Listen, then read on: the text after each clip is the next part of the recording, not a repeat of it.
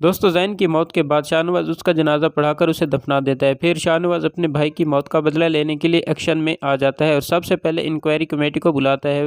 وہ ان لوگوں سے کہتا ہے کہ تم لوگوں کو 24 گھنٹے کا وقت دیتا ہوں، اگر میرے بھائی کے قاتل کا پتہ نہ چلا تو اس کے بعد میں خود ری ایکشن لوں گا۔ پھر شاہنواز داؤد سے کہتا ہے اگر چودھری کہیں بھی نظر آئے تو مجھے فوراً اطلاع کر دینا۔ شاہنواز کو دکھ میں دیکھ کر میرو اس کے پاس جا کر تسلی دینے کے لیے کوشش کرتی ہے۔ میرو کہتی ہے کہ میرے زین شاہ کے ساتھ لاکھ اختلاف تھے لیکن وہ میرا چھوٹا بھائی تھا۔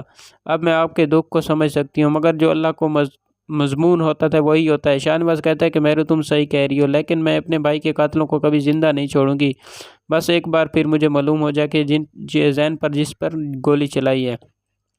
اسی دوران سمن شاہ آ جاتی ہے اور شاہنواز سے پوچھتی ہے زین کے قاتلوں کا کچھ پتہ چلا یا نہیں۔ شاہنواز اپنی ماں سے کہتا ہے کہ ماں ابھی تک تو کچھ پتہ نہیں چلا، لیکن میں نے آیا جی کو خبر دی ہے کہ 24 گھنٹے میں قاتل کا سراغ نہ ملا تو تختہ پلٹ کر رکھ دوں گا۔ سمن شاہ غصے میں کہتی ہے کہ شاہنواز یہ برداشت نہیں کر سکتی کہ میرے بیٹے کا قاتل اب بھی زندہ ہو۔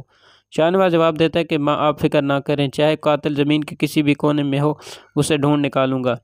اتنے میں داؤد آ جاتا ہے اور کہتا ہے کہ صاحب جی جن کے قاتل کا پتہ چل گیا ہے۔ یہ سن کر شاہنواز بے چین ہو جاتا ہے اور فوراً پوچھتا ہے جلدی بتاؤ کس نے زین کا قتل کیا۔ داؤد کہتا ہے کہ صاحب جی یہ قتل آپ کی ماموں کی بیٹی امل نے کیا۔ یہ سن کر سمن شاہ حیران رہ جاتی ہے اور داؤد سے کہتی ہے کہ داؤد کیا تم پاگل ہو گئے ہو، امل ایسا کیسے کر سکتی ہے۔ داؤد کہتا ہے کہ جہاں جن کو گولی مار رکھی وہاں اسی سے CCTV فوٹیج نکالنے تھی جس میں قاتل کی شناخت ہو چکی ہے، ہم نے اسے گرفتار کر لیا، اس لیے اپنے جرم کا اعتراف بھی کر لیا ہے۔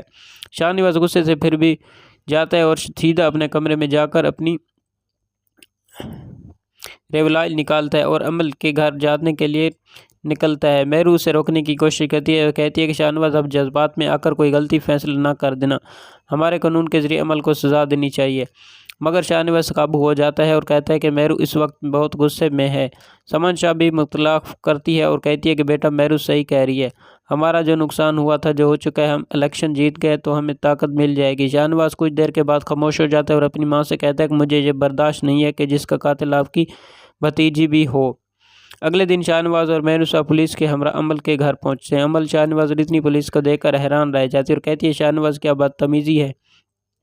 شاہنواز غصے میں کہتا ہے کہ امل تم ایک عورت کی شکل میں چھپی ہوئی چڑیل اور تم ایک لمحے کے لیے بھی نہیں سوچا کہ تمہارا کزن تھا۔ امل کہتی ہے شاہنواز تم کیا کہہ رہے ہو، مجھے کچھ سمجھ نہیں آ رہی۔ اتنے میں سمن شاہ اور اپنے گھر کو بہو بنانا چاہتی ہے مگر تم نے میرے بیٹے کو ہی مار ڈالا۔ تو آنے والے ایپیسوڈ میں کیا ہوگا، تو یہ جو زین کی موت جہاں پر ہو چکی ہے، تو ویڈیو لائک کریں، چینل کو سبسکرائب